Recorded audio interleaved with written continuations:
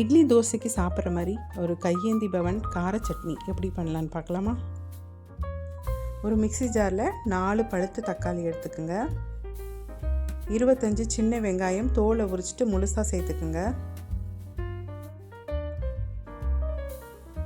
3 வரமிளகாய் சேர்த்துக்குங்க காரத்துக்கு. 2 காஷ்மீரி மிளகாய் சேர்த்துக்குங்க. 5-6 பூண்டு பல் சேர்த்துக்குங்க. தோலை உரிக்காமல் அப்படியே சேர்த்துக்குங்க. 1 ஸ்பூன் தனி மிளகாய் தூள் சேர்த்துக்குங்க. 1/4 ஸ்பூன் ஜீரகம் சேர்த்துக்குங்க. தேவையான அளவுக்கு உப்பு சேர்த்துட்டு தண்ணி சேர்க்காமல் மிக்சியில் நைஸ் பேஸ்ட்டாக ஸ்மூத்தாக அரைச்சி எடுத்துக்குங்க.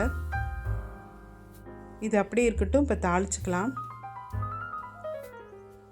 தாளிக்கிறதுக்கு ஒரு கடாய் அடுப்பில் வச்சுக்கோங்க. 2 ஸ்பூன் நல்லெண்ணெய் எடுத்துக்கோங்க. 1/4 ஸ்பூன் கடுகு, 1/4 ஸ்பூன் உடைச்ச உளுத்தம்பருப்பு, கொஞ்சம் கருவேப்பிலை, கொஞ்சம் பெருங்காயத்தூள்.